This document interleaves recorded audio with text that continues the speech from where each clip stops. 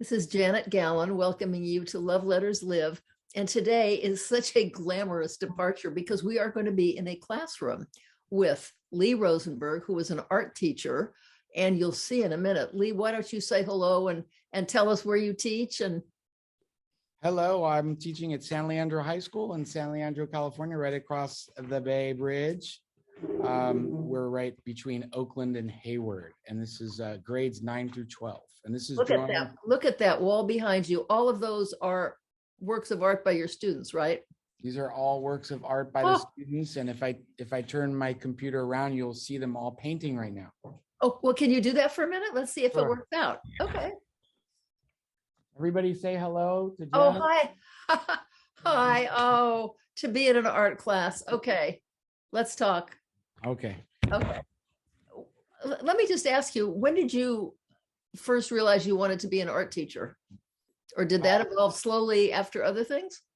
I realized I want to be an art teacher after I taught Spanish for 20 years. And over 20 years, maybe 24 years. Wow. But I'd always wanted to be an art teacher because that was my major at the university. And so actually I'd originally wanted to become an art teacher instead of a Spanish teacher, but positions, there aren't as many art positions available. So let's talk about that. Yeah. Because I understand that schools are what you hear about art being taken off the curriculum. Is this true? No, not at the high school level. It's a graduation requirement. And nice. Okay. Yeah, there was a waiver in California through the pandemic, where students were able to graduate without taking their art class, but that waiver is no longer exists, and we're back to the way things were before the pandemic, where art is a requirement for graduation and for the UC schools. That's wonderful to know, because, when you think about art, I cannot think, and I've been doing it this morning, I can't think of a society, ancient or now, that doesn't have art as a part of its existence. I mean, look at Lascaux. The first thing we knew about people so long ago was because we discovered their painting. Oh, I'm going to cry. We discovered their paintings. Yes.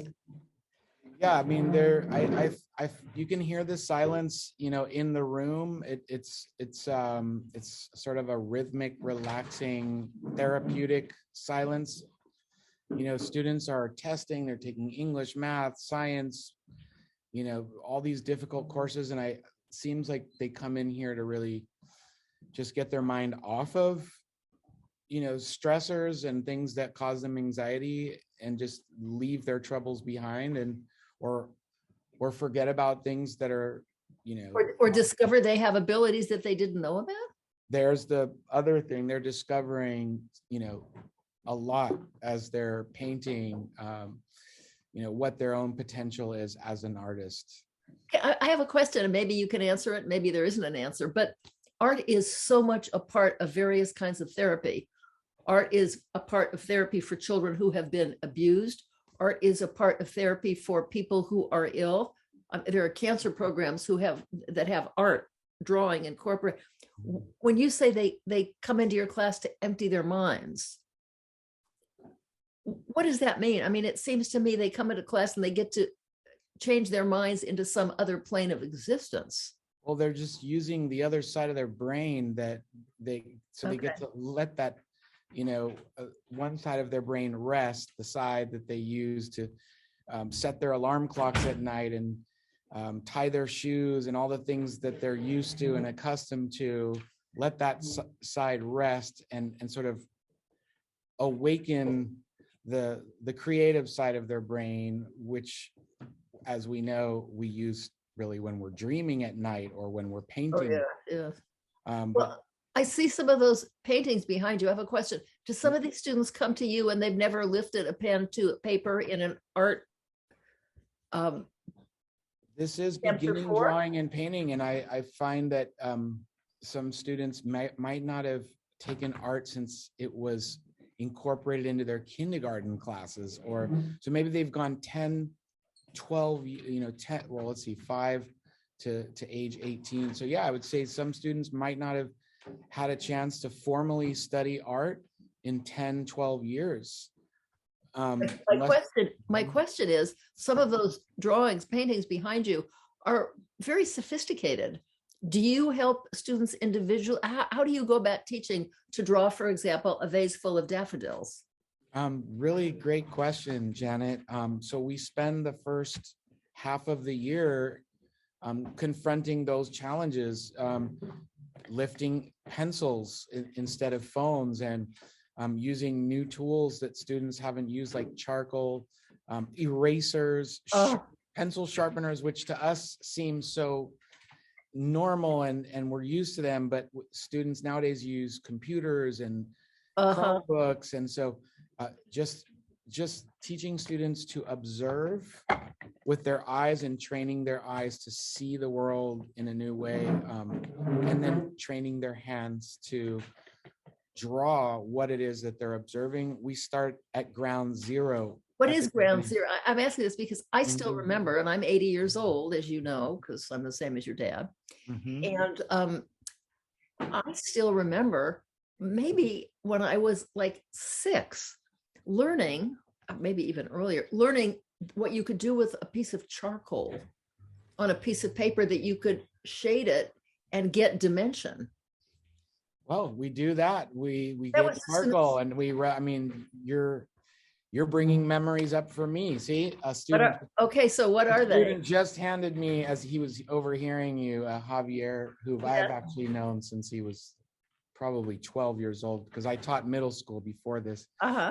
He just handed me a piece of charcoal, just to let you know that we are using charcoal and rubbing it with our fingers to create dimension. Isn't that just a universal joy? Okay. Yeah. So you've got charcoal encased in a pencil. We had charcoal, just a clump of charcoal. You don't. I have clumps of charcoal. Actually, the reason I have it encased in a pencil is because we're using it to draw our preliminary marks on canvas. So it's a little easier to control when it's contained in wood when you're trying to draw on canvas. But we use vine charcoal, willow charcoal, compressed charcoal. Yeah. So I don't know. It's funny to watch some students. They'll get a tissue because they don't want to use their fingers. I prefer to use my fingers to blend, but there's oils on your fingers that can affect the charcoal. So I do ask them to maybe try with a tissue. Okay, so that brings up another memory of a project we had in the 6th grade. I needn't mention again how long ago that was. And we were, it takes a lot to get excused from a class. I mean, you didn't get to come and go in classes. But we were allowed to get up and go into the bathroom at any time we wanted, and as often as we wanted, to wash our hands.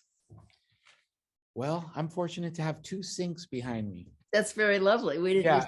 Okay. Yeah. What is your first? You said it brought up memories for you. What are your first memories of drawing? Yes. And art. Well, when I was my first memories, gosh, I mean, you're forcing me to think back beyond the first memory that was triggered when you said that. But I was thinking, can I go back further than that? Well, I used to draw figures, playing instruments.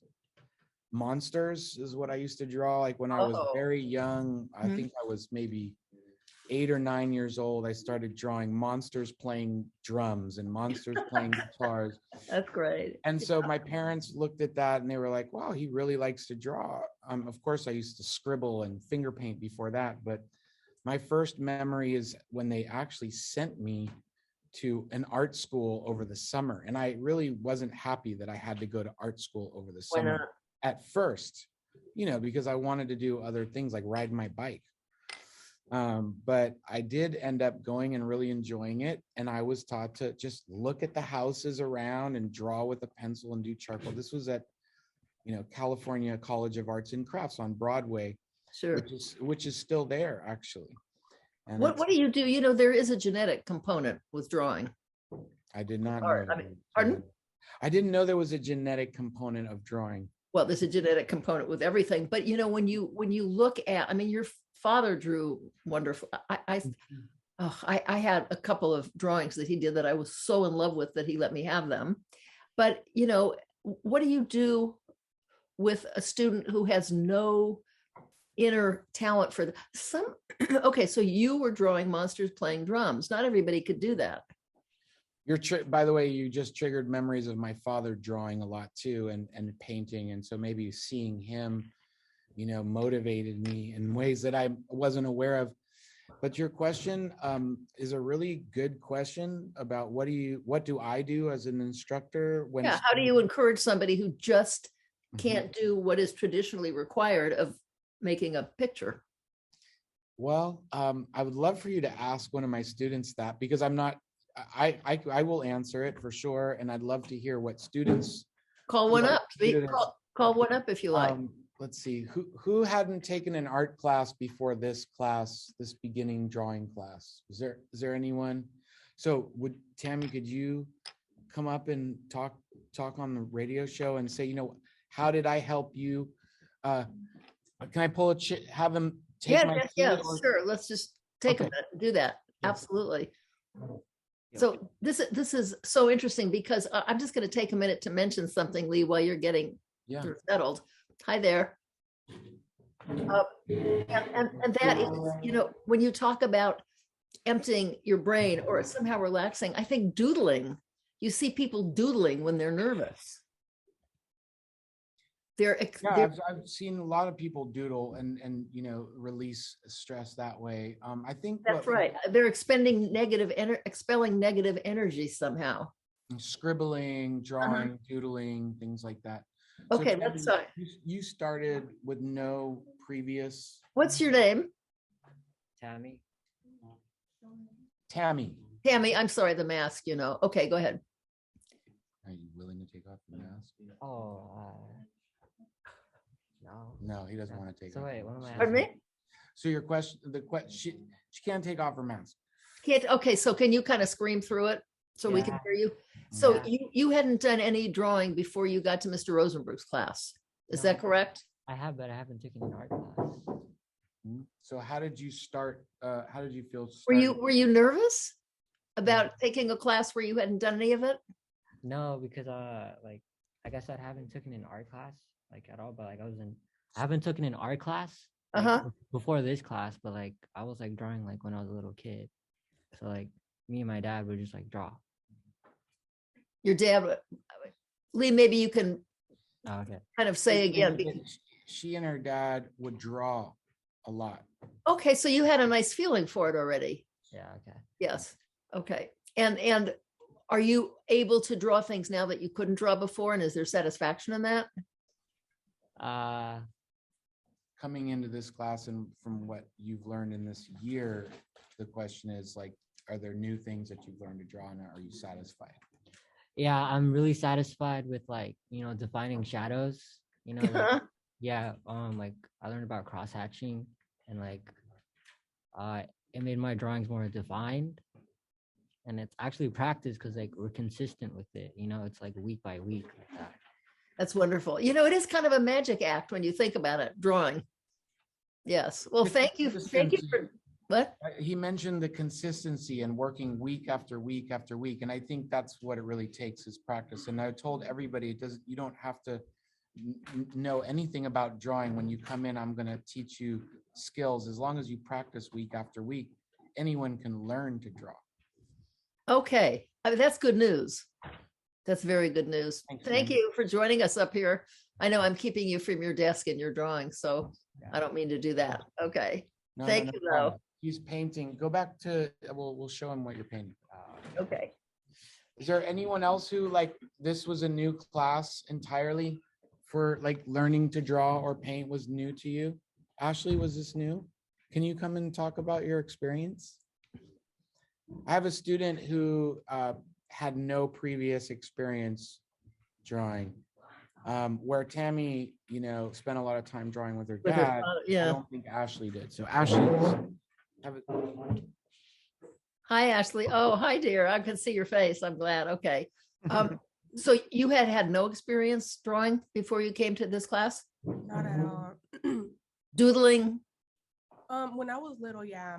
Coloring books? Yeah. But not really actually trying out stuff with chalk or anything, never.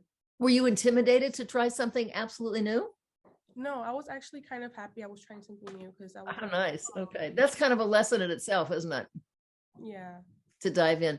And what are you working on right now? We're doing abstract symbols, I think that's what it's called. Oh, The okay. color table. Want to grab Yeah. your painting real quick? She's painting a color table. I'm gonna have her bring it over. So they're doing practicing value scales, but sort of while painting a painting. So instead of doing value scales and then painting, we're practicing value scales as we paint. Sure, hold that up. Like to see it. Okay, you know what? You have to talk a little about it so that you come into full screen here.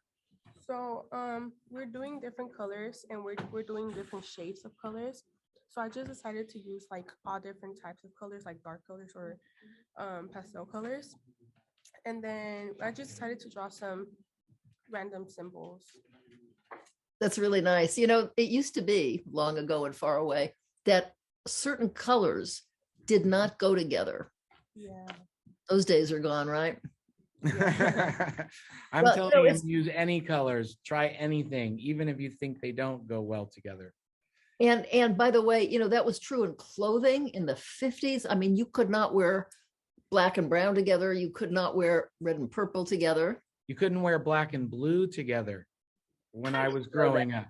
Black and navy blue. My parents said I couldn't wear black and blue together at the same time. That's exactly Did what they, was that just, so And funny. then I got older and I was like, can I wear black and blue together now? And they You know, said, "Yeah, you I can." was raised with the same. You can't wear black and navy blue. And then I read a book many years ago, a popular novel called Geisha. And they described one of the obis for Mhm. one of the kimono. And they described the black and navy blue of which it was made. And the description was so gorgeous. And I wondered what in the world happened to Western civilization with. I was not, nobody was allowed to wear blue and green together, Ashley, if you can believe such a stupid thing. Nobody. That was considered ugly or somehow an offense to civilization. I don't get it. Makes So no I- sense. That doesn't make sense to me either. And It doesn't. Ashley's sporting blue and black. Yes, Yeah, and it's and- beautiful. Yeah. Well, you know, so I once, when I was like about 14, came down the stairs and I was wearing a green skirt and a light blue shirt.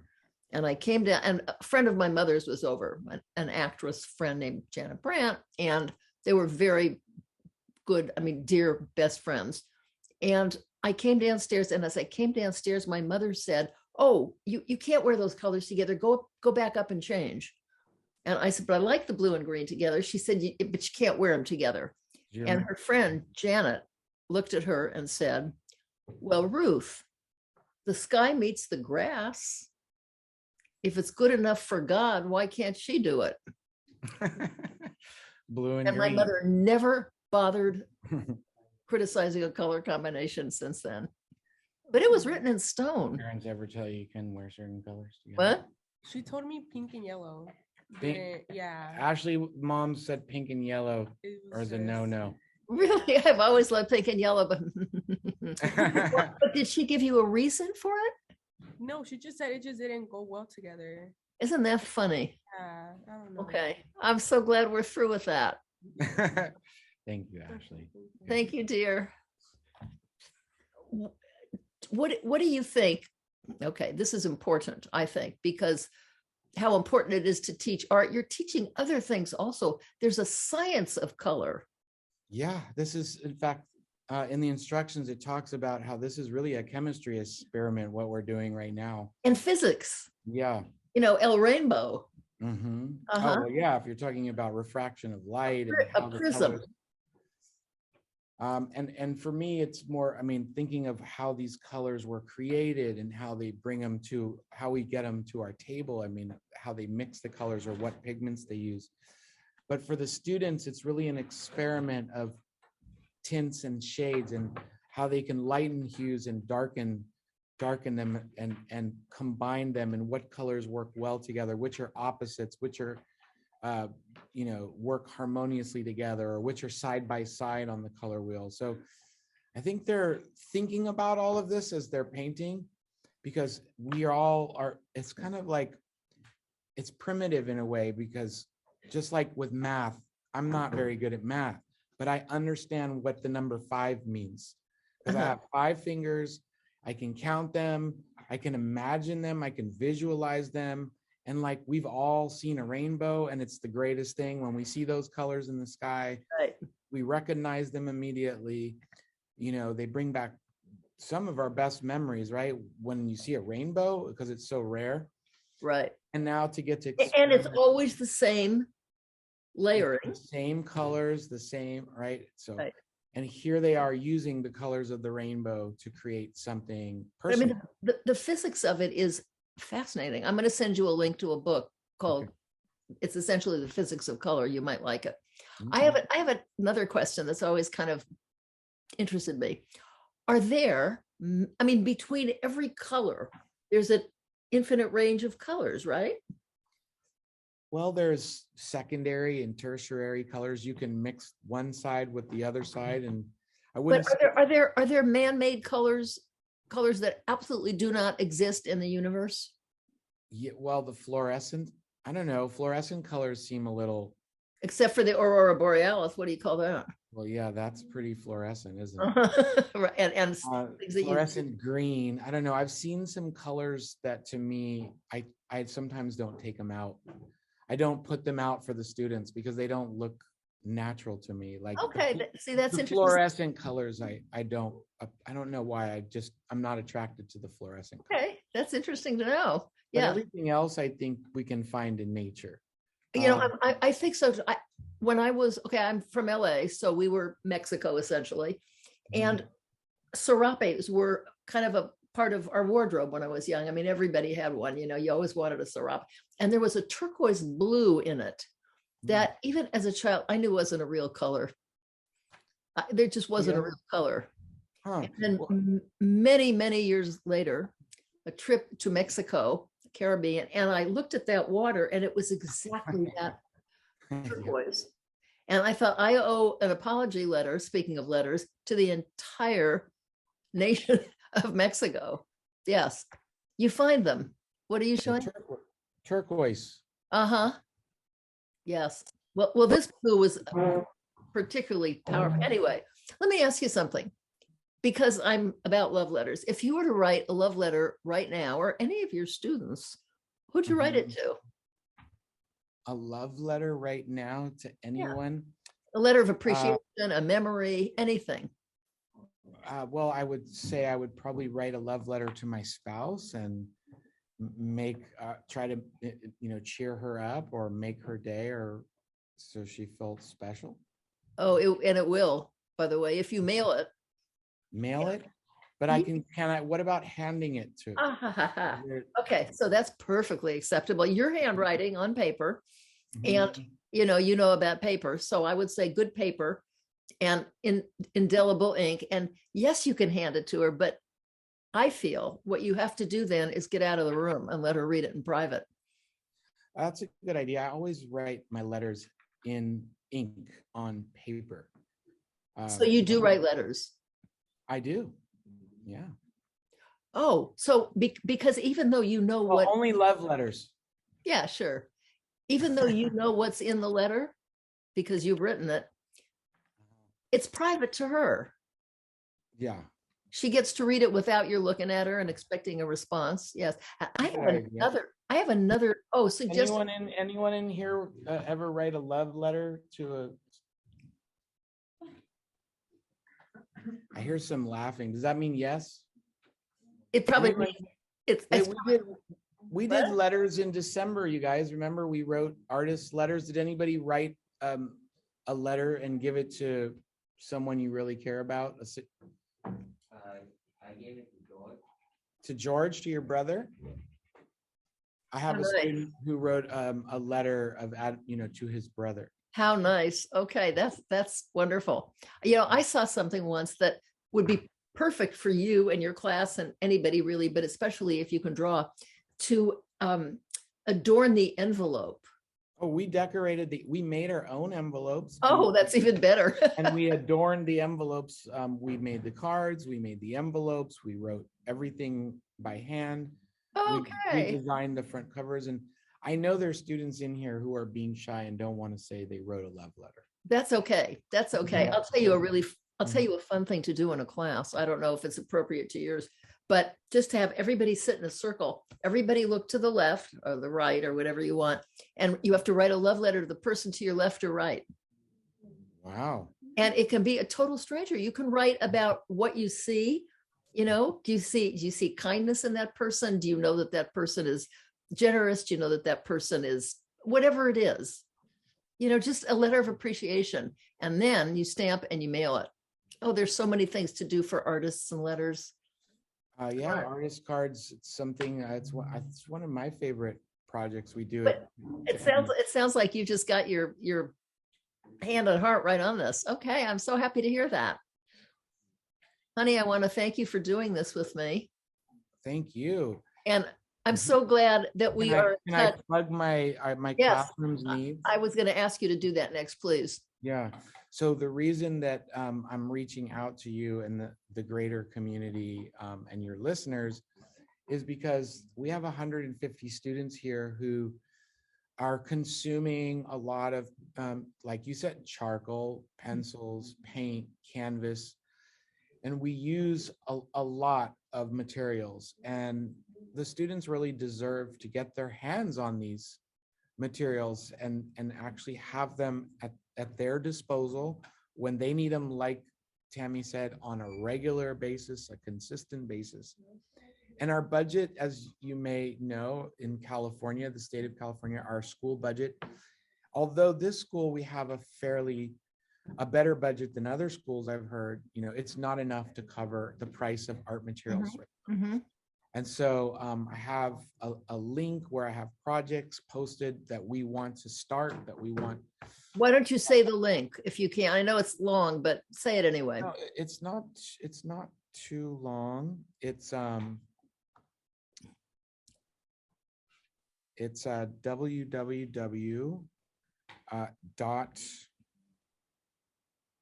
donors choose, which is all one word, donorschoose.org. Oh, okay. / and then my first name, Lee, Lee -Rosenberg. Okay. I'm going to post that in what I write up about you on the website anyway. So And that's a place where people in the community can really put tools in the hands of these students so that they can keep working. and if you've ever had the fun, by the way, of Mhm. getting a fresh box of crayons for Yeah. a child and seeing the light in that child's eyes at a new tool for self-expression, you can join in a bigger way by helping David's students get what they need. Lee. Oh, I'm so David's sorry. my dad. That's of course Lee. Okay. Well, you know, yes, your dad is so much a part of my head and my heart. I do want to say though, before I say goodbye, that I've known Lee forever. And there is something. My first memories.